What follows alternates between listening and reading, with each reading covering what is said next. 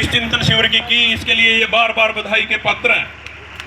और मैं उससे भी ज्यादा धन्यवाद देना चाहता हूं उस मातृशक्ति का जो मैं 3 दिन से देख रहा हूं, जिसने कभी एक बार भी स्टेज की तरफ आने की जरूरत नहीं महसूस की, जिन्होंने एक बार भी कभी किसी नेता के साथ फोटो उतरवाने की जरूरत नहीं समझी।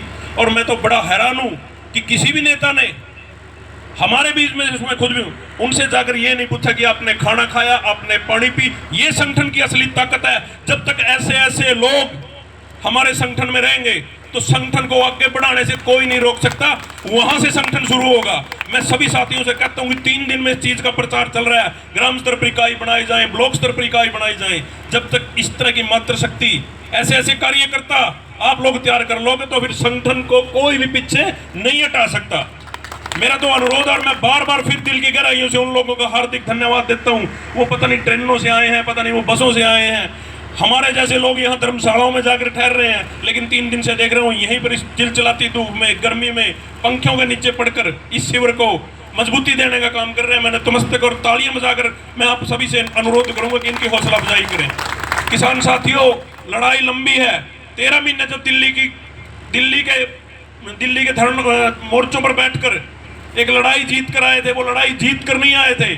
उस लड़ाई को वापसी करवाया था क्योंकि सरकार 3 कृषि कानून सरकार ने बना दिए थे और हम वो 3 कृषि कानून वापसी करवा के आए थे।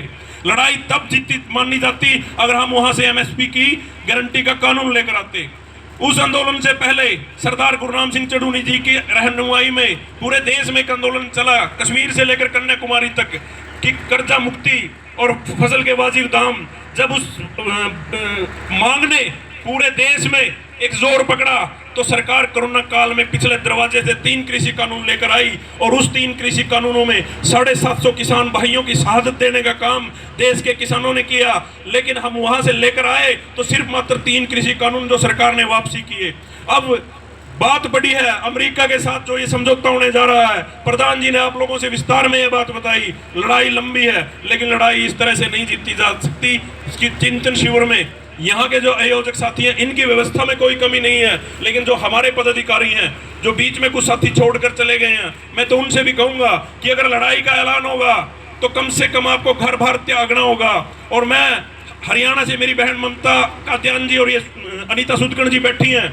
जब हरियाणा में आंदोलन चला, दिल्ली से प्रधान जी की एक आवाज आती थी कि खट्टर का हेलीकॉप्टर उतारना है, तो मेरी ये बहनें चूल्हा चौका छोड़कर हमारे से आके लाठी गोली खाने के लिए तैयार रहती थी। इसी तरह के आंदोलन की जरूरत पड़ेगी। मैं मातृशक्ति से भी कहना चाहता हूं कि जब भी आंदोलन शुरू होगा, आप लोग चूल्हा चौका छोड़कर फ्रंट फुट पर आकर लड़ाई लड़ने का काम करना।